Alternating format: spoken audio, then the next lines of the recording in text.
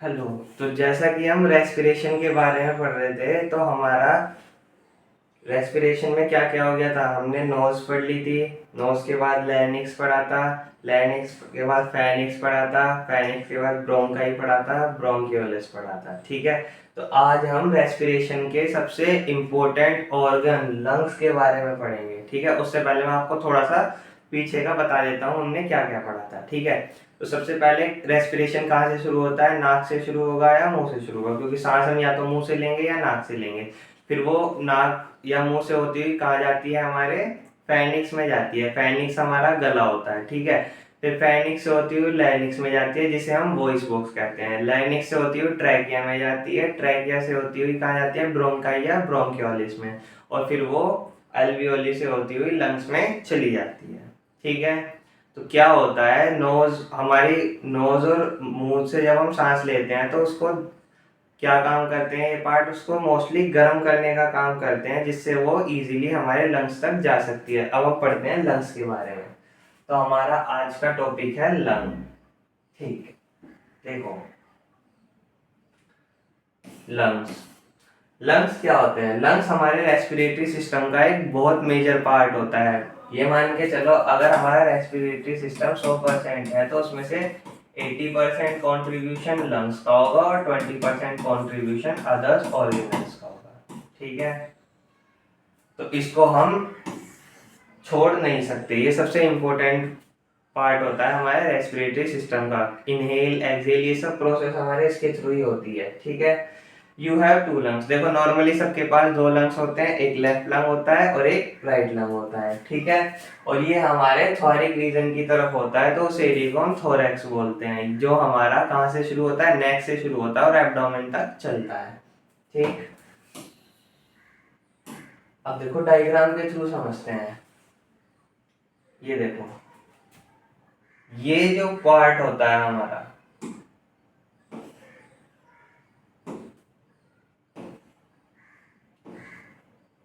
इस तरीके से लंग्स होता है। तो ये वाला पार्ट होता है हमारा लैरिंक्स। मैं अलग से बड़ा बड़ा लिख देता हूँ। लैरिंक्स लैरिंक्स हमारा वॉइस बॉक्स होता है, इसे हम क्या भी कहते हैं? Voice box.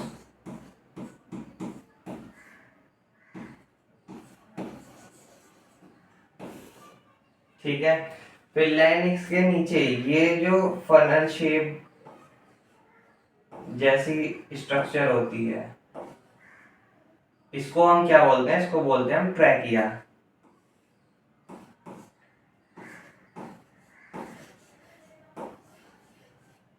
ये वाला पोर्शन होता है हमारा ट्रैकिया। ठीक है। अब आते हैं हम इन पर, इनके बारे में देखते हैं क्या होते हैं।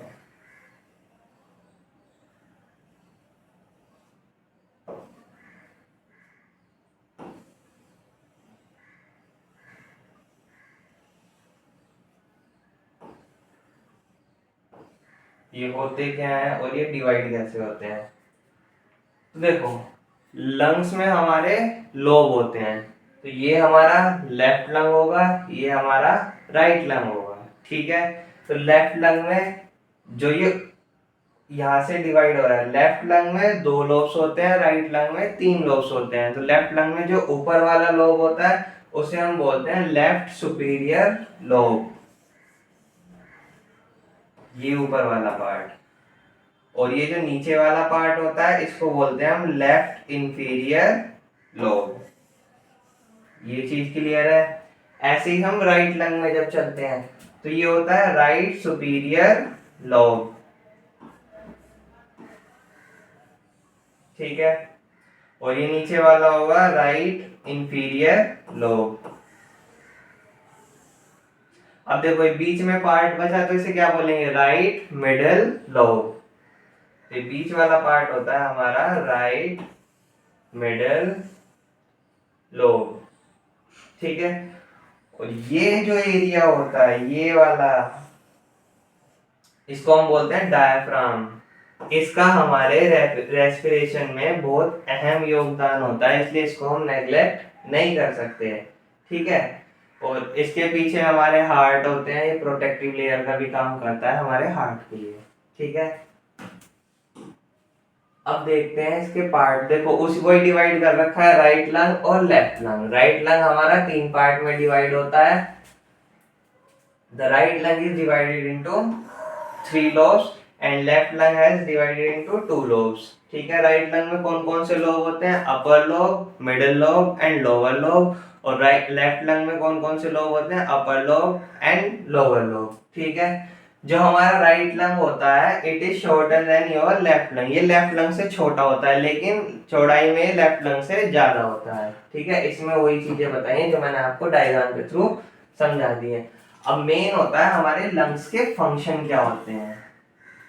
किसी भी ऑर्गन के, या रेस्पिरेटरी सिस्टम हो, डाइजेस्टिव सिस्टम हो, उसमें जो भी ऑर्गन है उसके फंक्शन बहुत इंपॉर्टेंट होते हैं।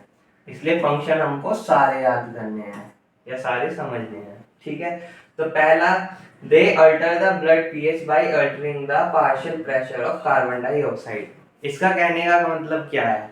ये हमारे ब्लड की पीएच को भी चेंज कर सकते हैं। किसके थ्रू? कार्बन डाइऑक्साइड के मात्रा के थ्रू। उसका प्रेशर किस तरीके से पड़ रहा है वो हमारी ब्लड ब्लड के पीएच।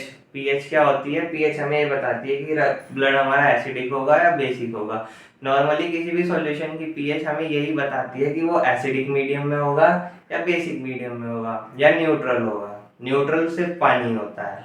ठीक है, और सब चीजें या तो एसिडिक होंगी या बेसिक होंगी।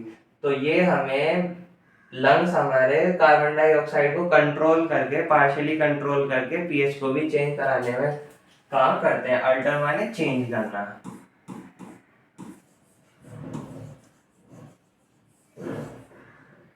ठीक है,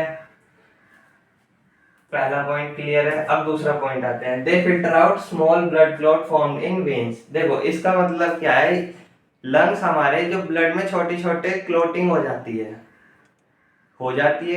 क्लोटिंग हो जाती है, ब्लड क्लोटिंग हो जाती है। ठीक है, तो लंग्स का काम क्या होता है? उसको क्लियर कराने का, फिल्टर आउट, वो जो क्लोट है उसको फिल्टर आउट कराने का। अगर यही छोटी सी क्लोटिंग बड़ी होती चली जाती है तो ये हमारी हार्ट को ब्लॉक कर देती है, और उस वेन से हार्ट तक हमारे ब्लड पंप नहीं हो पाता, जिस वजह से क्या आता है? हार्ट अटैक या कार्डियक अरेस्ट आता है।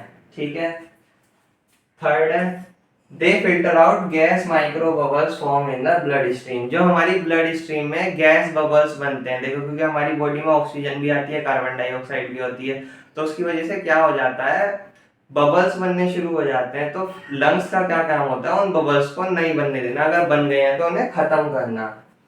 ठीक है, they form a soft shock absorbent protective layer for heart. मैंने आपको बताया था हार्ट को प्रोटेक्ट करने का काम करती है, क्योंकि ये सॉफ्ट शॉक एब्जॉर्बिंग लेयर की तरह काम करती है, जिस वजह से हमारे हार्ट पे एक्सेसिव एक्सटर्नल एनवायरनमेंट से प्रेशर पड़ता है तो वो एब्जॉर्ब लंग्स के थ्रू हो जाता है, वो हार्ट तक नहीं पहुंच पाता, जिस वजह से हमारा हार्ट प्रोटेक्ट रहता है। ठीक है, अब नेक्स्ट, ये लास्ट पार्ट होता है हमारे रेस्पिरेशन का या रेस्पिरेटरी सिस्टम का। जो मेन रेस्पिरेटरी सिस्टम है उसका लास्ट होता है एल्वियोली। एल्वियोली क्या होती हैं? बलून टाइप के छोटे छोटे शेप एयर सैक्स होते हैं, छोटे छोटे ऐसे होते हैं। देखो अगर इनको देखा जाए तो इस तरीके से कुछ होते हैं, ऐसे से। ठीक है, इनका काम क्या होता है? ये ऑक्सीजन और कार्बन डाइऑक्साइड को हमारी ब्लड स्ट्रीम में मिलाने का काम करते हैं। देखो हमने एक्सटर्नल एनवायरनमेंट से ऑक्सीजन ली, तो जब वो एल्वियोली तक पहुंचेगी और हमारी बॉडी के अंदर कार्बन डाइऑक्साइड है वो भी एल्वियोली तक पहुंचेगी, तो उसका काम क्या होता है? ऑक्सीजन को तो हमारी ब्लड स्ट्रीम में मिलाना, और जो कार्बन डाइऑक्साइड है उसे हमारे मुंह या नाक के थ्रू बाहर निकाल देना। एल्वियोली का ये काम होता है बस। Mechanism of respiration. रेस्पिरेशन का मैकेनिज्म क्या होता है? The process by which the respiration organ allow to move and out air is breathing. देखो इसका मतलब क्या है? पहले क्वेश्चन में यहाँ से एक क्वेश्चन आता है शॉर्ट में, व्हाट इज ब्रीदिंग। तो ये ब्रीदिंग की डेफिनेशन दी गई है। ब्रीदिंग क्या होता है?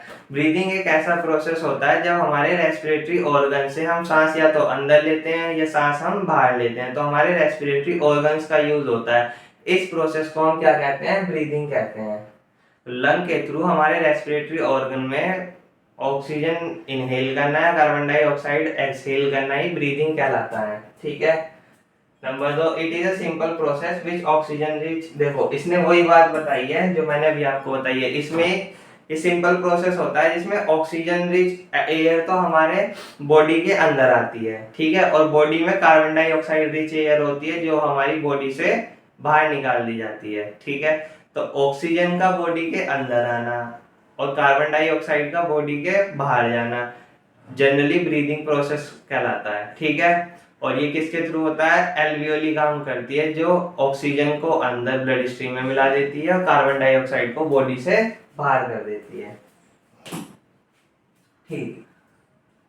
यहाँ हमारा रेस्पिरेटरी सिस्टम खत्म होता है। अगली वीडियो में हम मैकेनिज्म ऑफ इनहेलेशन और मैकेनिज्म ऑफ एक्सहेलेशन के बारे में पढ़ेंगे कि रेस्पिरेशन जब हम सांस लेते हैं तो वो प्रोसेस हमारी बॉडी में होता क्या है, कौन से पार्ट पे क्या इफेक्ट पड़ता है, कौन सा पार्ट किस तरीके से वर्क करता है। ऐसे ही जब हम सांस छोड़ते हैं जिसे हम एक्सहेलेशन कहते हैं तो तब हमारी बॉडी में क्या क्या चेंजेस आते हैं, रेस्पिरेटरी ऑर्गन्स में क्या क्या चेंजेस आते हैं, वो हम पढ़ेंगे नेक्स्ट वीडियो में।